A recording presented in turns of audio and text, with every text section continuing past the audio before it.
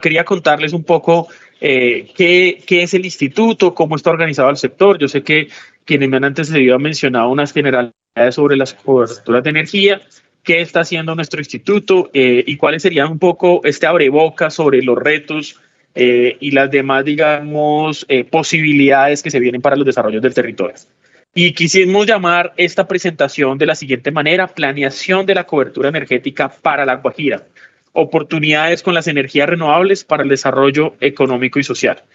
Y evidentemente, USAID, quien ha promocionado, el SENA y nuestra entidad, el instituto, que sé que algunos lo han escuchado, sobre todo los profesores académicos, pero ustedes, jóvenes estudiantes que están aquí escuchándonos, esta es una entidad que es del Estado, hace parte del organigrama del Estado, está adscrita al Ministerio de Minas y Energía y cumple un propósito complementario a ese rol de llevar la energía eléctrica a las comunidades, que de acuerdo a la normativa legal colombiana está en cabeza principalmente de las entidades territoriales.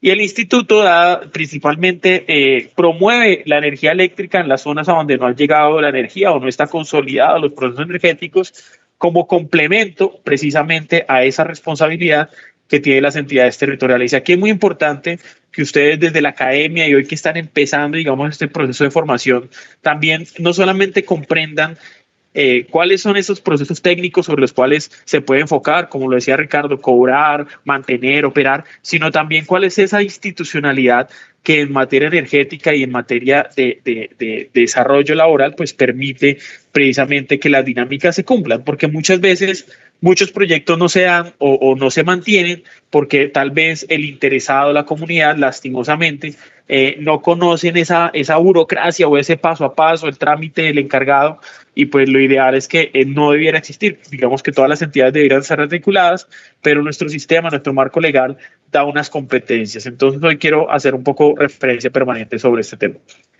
Quería empezar con una imagen, ¿sí? Una imagen que rescata qué es lo que hacemos en el tema de materia energética y cuáles son esas cifras.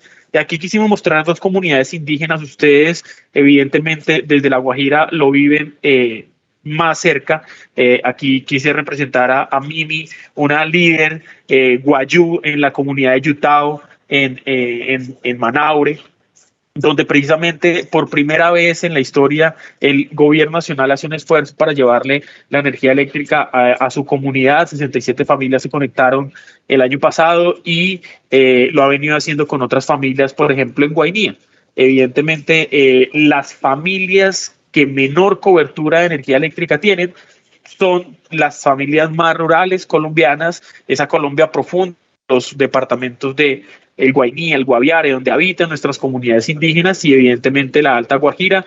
Esto no solamente por situaciones históricas, sino también por la dispersión muchas veces de las familias, que complejiza esos procesos de expansión de redes, esos procesos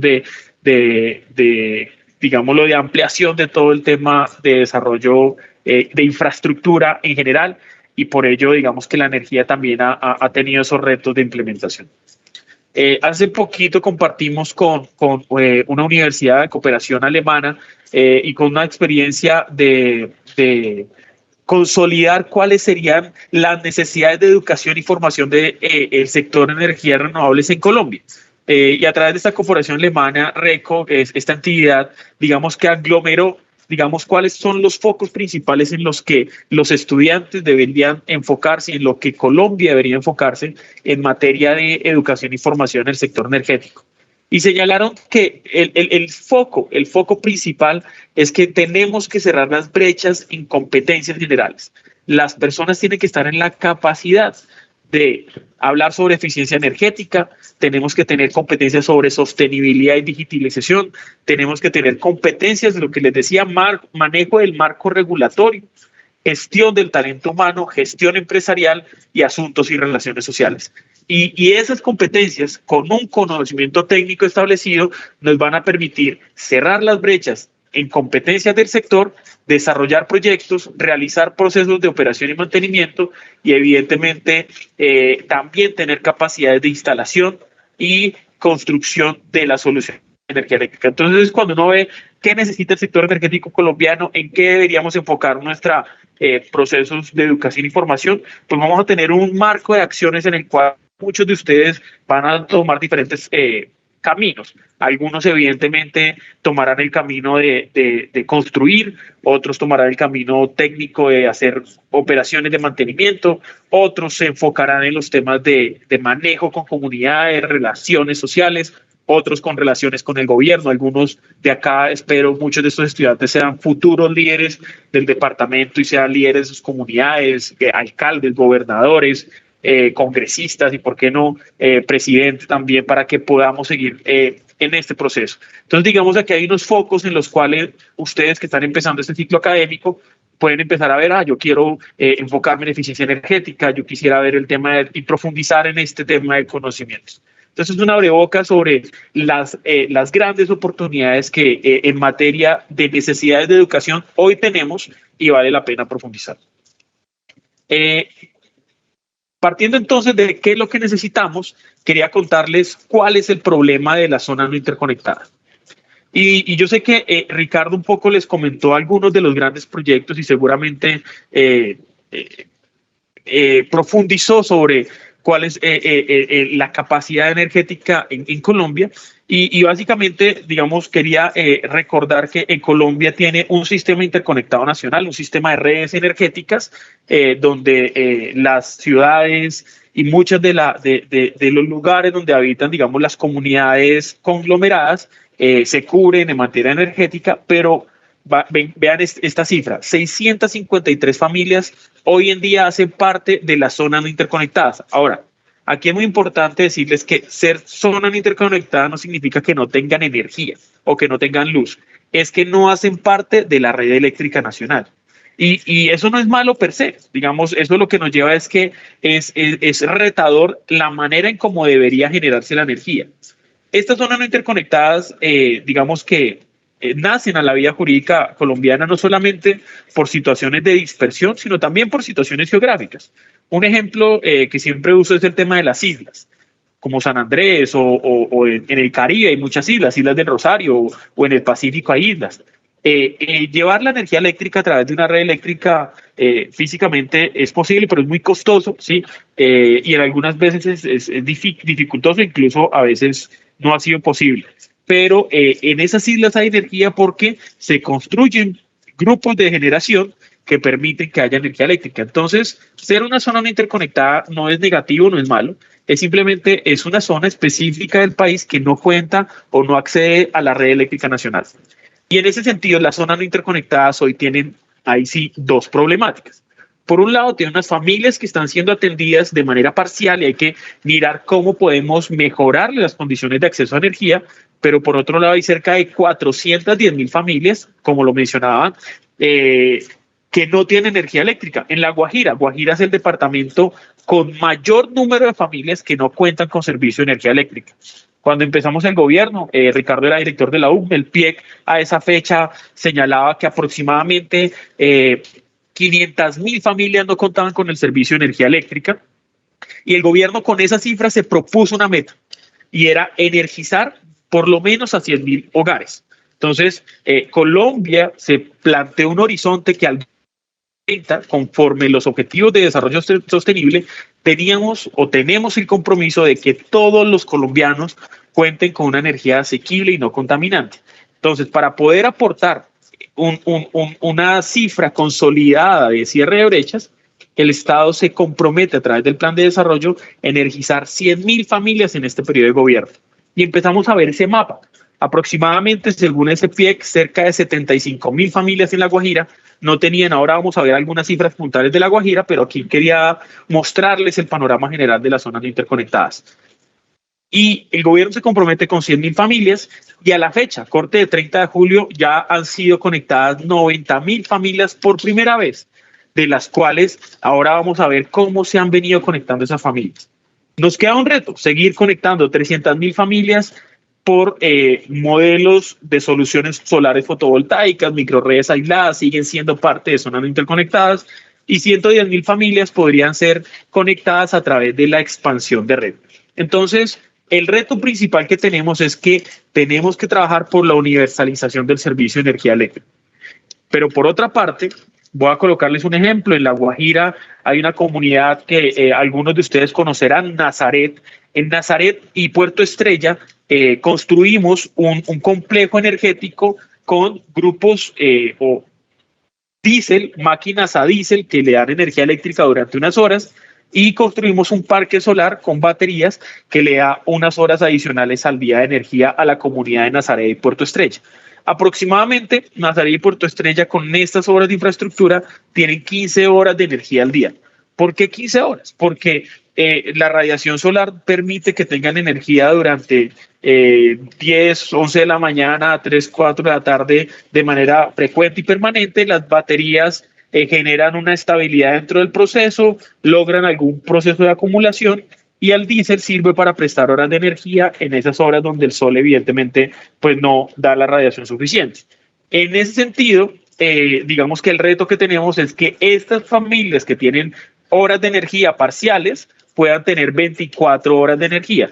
Y algunas comunidades, en algunas comunidades no son 12 o 15 horas, son incluso menos, 4 o 6 horas, por esas dificultades de generación únicamente con diésel. Entonces aquí el reto es que 145,000 familias tienen acceso a energía, pero no lo tienen de manera permanente, 24 horas. Y aquí hay un reto muy grande, y por ejemplo, el caso que les menciono, Nazaret y Puerto Estrella.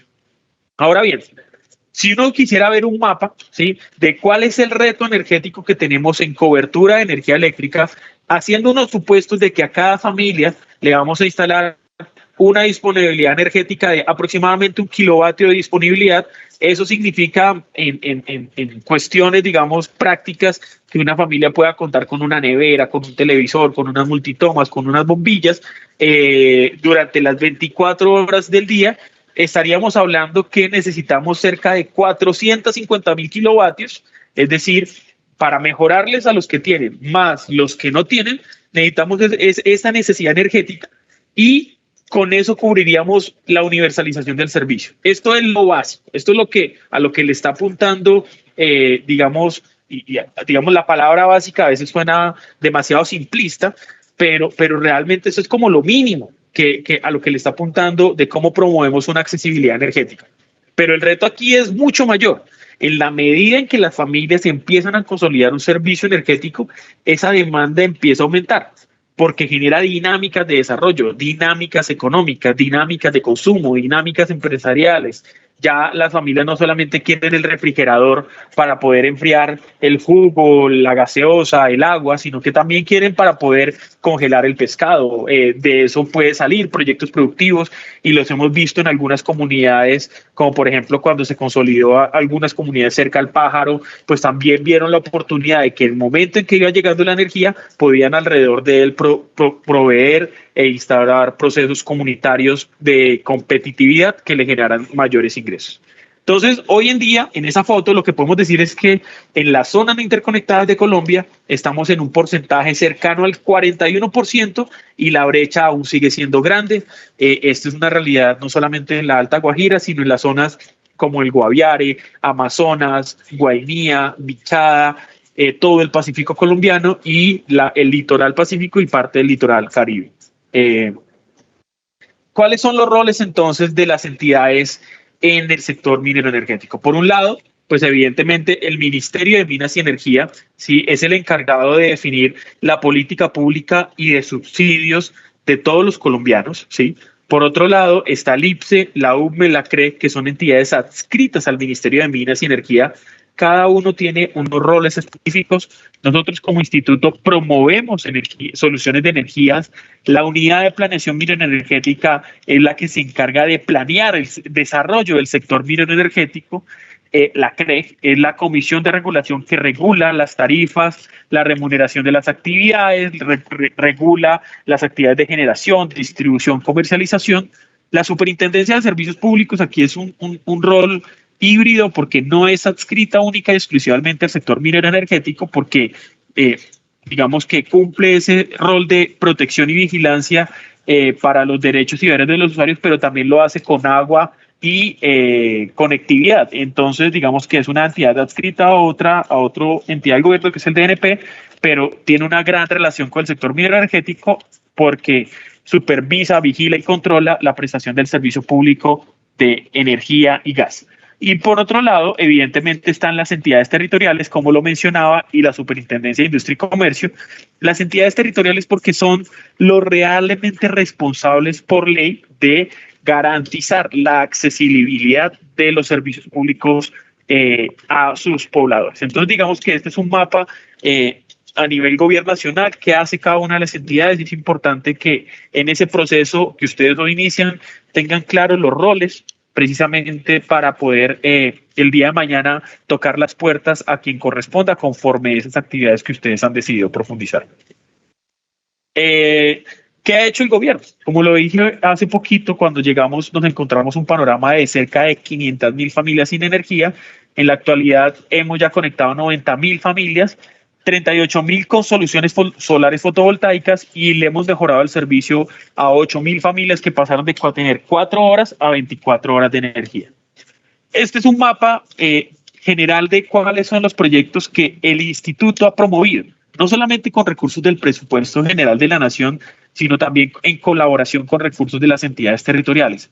Actualmente se están ejecutando cerca de 12.000 nuevos usuarios en La Guajira, o ya fueron beneficiados en San Andrés, en Magdalena, en Sucre, en Córdoba. En todo el país se han venido realizando inversiones que permiten apuntarle a ese cierre de brechas, y que, como lo hemos venido mencionando, es un reto gigante, pero con la hoja de ruta que se ha venido trazando, el compromiso de lograr la universalización, la capacitación que ustedes empiezan con nuevos aliados, la academia, el sector privado, el sector cooperante, hemos logrado consolidar un proyecto que permita que este objetivo de universalización se cumpla.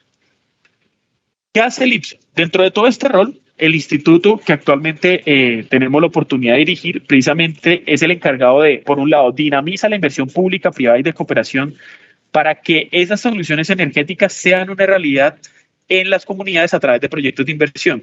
Y aquí es importante decir que una de las grandes oportunidades de todo estudiante y de ustedes que representan a sus comunidades es hacer proyectos de inversión.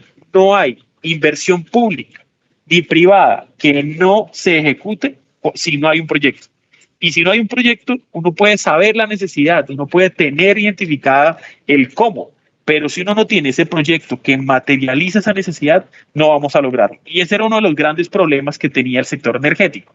Y es que todos sabíamos y sabemos que en La Guajira no hay luz, que las comunidades no tienen accesibilidad, y es un permanente pedido, pero no habían proyectos, no estaban caracterizados los usuarios, no sabían dónde estaban, no habían encuestas, no sabían si era lo que querían, si no era lo que querían, no sabíamos si teníamos que llevarle por red, no teníamos costos identificados, no habían proyectos. Y si no hay proyectos, las inversiones escasean. Entonces, el IPSE ha venido promoviendo dinamizar la inversión pública y privada, identificar las estructuraciones, ejecutar estos proyectos con un esquema de sostenibilidad a largo plazo e impulsar la competitividad a través del sector privado. Y aquí se quería señalar unas fuentes de financiación actuales, hacia dónde se dirigen los proyectos estructurados. Hay fuentes del presupuesto general de la nación, hay presupuestos privados, hay presupuestos del sistema general de regalías, hay procesos y presupuestos que se logran en los pactos territoriales, en proyectos o en procesos de consolidación con las comunidades. FINDETER, hay proyectos de financiamiento a través del crédito, y también, evidentemente, recursos de cooperación. Aquí simplemente quería señalar, nosotros les compartiremos la presentación, pero que ustedes como estudiantes tengan un mapa de, ok, yo estructuro un proyecto y el día de mañana sé que puedo tocar las puertas para diferentes fuentes públicas, fuentes privadas, fuentes de cooperación. El instituto también se propuso consolidar que todos esos activos, ¿sí? y que todo ese proceso de articulación institucional, como les decía al principio, pues genere valor, y que ese proceso que el IPSE cumple, pues ayude a que un proyecto, desde que nace, desde que se identifica la necesidad, llegue evidentemente a su ejecución y no quede, digamos, abandonado en ese proceso. Entonces nos propusimos generar valor agregado a todo este rol del sector y nos hemos propuesto la modernización de la entidad, logrando esa articulación institucional moderna que permita que todas las entidades cumplamos un rol de manera efectiva. Y digamos que en este proceso se ha venido haciendo unos avances regulatorios, se han venido sacando unos decretos, yo no los quiero aburrir con eso, quiero simplemente contarles a ustedes, los estudiantes, que aquí en materia regulatoria el Estado ha hecho unos avances muy importantes y que es importante que ustedes que empiezan este proceso de ciclo de formación, en el momento de las especialidades que cada uno vaya viendo y oportunidades, cada vez tengan en cuenta ese proceso regulatorio, normativo, porque muchas veces, como le digo, nos enredamos más en la forma que en el fondo, pero si no hacemos bien la forma, no se va a poder llevar a cabo este proceso. Aquí queríamos contarles un poco cómo se hace un proyecto de inversión, qué es lo que nosotros venimos haciendo, cómo lo pueden hacer ustedes como formantes de sus comunidades. Hay que identificar la necesidad, revisar qué otros proyectos hay en el territorio, analizar las características de la zona, recopilar esa información territorial, identificar las fuentes de financiación, solicitar las certificados a las autoridades, a parques nacionales, al Ministerio del Interior. Las comunidades étnicas están organizadas y eso, digamos, hay un proceso de registro, entonces hay que saber que hacen parte de una comunidad o no. Hay que realizar un análisis de alternativas. Aquí no es que yo creo que la mejor solución es llevarle energía de esta forma. ¿Sí? Puede que sea la mejor solución, pero hay que tener alternativas de comparación y desde la academia, desde la formación es muy importante que cuando ustedes planteen soluciones tengan ese proceso analítico de cuáles serían las alternativas y con ello determinar la más eficiente, no solamente en costos, sino también en operación, mantenimiento de largo plazo, y eso es importante tenerlo en cuenta en la estructuración de proyectos. Hay que elaborar los documentos técnicos del proyecto, hay que hacer un componente eléctrico, ambiental, civil, socioeconómico y radicar este proyecto a las fuentes de financiación y con ello se logra hacer un proyecto de inversión. El IPCEI ha diseñado una página que les ponemos a su disposición para que ustedes, si quieren profundizar sobre esto, vean cuáles son las guías para hacer un proyecto eléctrico en Colombia. Y quería entrar un poco en cobertura de energía eléctrica.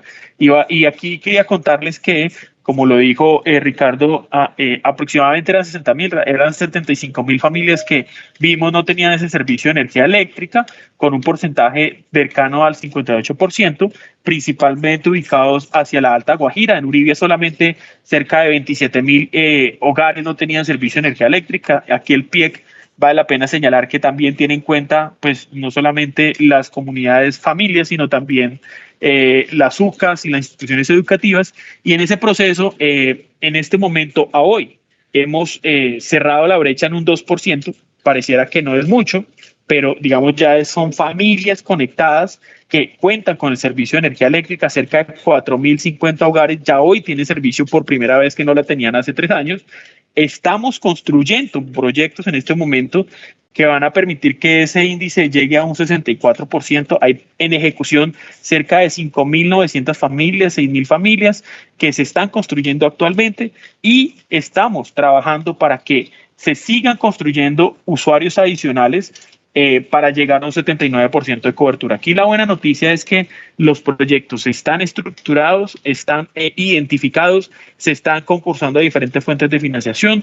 Ahorita mencionaban el proyecto de colectora Cuestecitas. Ahí en ejecución en este momento, empieza ejecución en un mes. Cerca de 1.200 usuarios que bajo la línea colectora Cuestecitas van a ser beneficiados de un proyecto a través de una modalidad que se llama Pactos Territoriales financiados con el DNP y la Gobernación de La Guajira. Entonces son proyectos que se identificaron, que están apuntándole a fuentes y que el legado que estamos dejando para Guajira y para Colombia es que todos los colombianos lleguen a una cobertura de energía eléctrica, ya que hay una oportunidad inmensa, porque esto requiere no solamente capacidades de estructuración, formulación y financiación, sino, como lo decía al inicio, necesidades de operación, mantenimiento, sostenibilidad, donde evidentemente la formación y la academia es muy importante. Como lo decía, en La Guajira actualmente en materia de generación energética contábamos con cerca de 2.897 kilovatios instalados, y hemos logrado que se estén construyendo más de 9.900 kilovatios. O sea, estamos dejando una transformación energética en las zonas no interconectadas, digamos, transformacional en toda la historia de La Guajira. Nunca se había realizado tanta inversión energética, no solamente en los grandes proyectos eléctricos, no solamente en los parques eólicos, en los parques solares, sino en el beneficio real a las familias. Estamos haciendo proyectos en Maicao, en Albania, en Barrancas, en Atonuevo, en Manaure, en Riohacha, en Villanueva. En todos los municipios de La Guajira hoy tienen proyectos activos que le están apuntando a mejorar, a ampliar y a lograr que todas las familias cuenten con el servicio de energía eléctrica.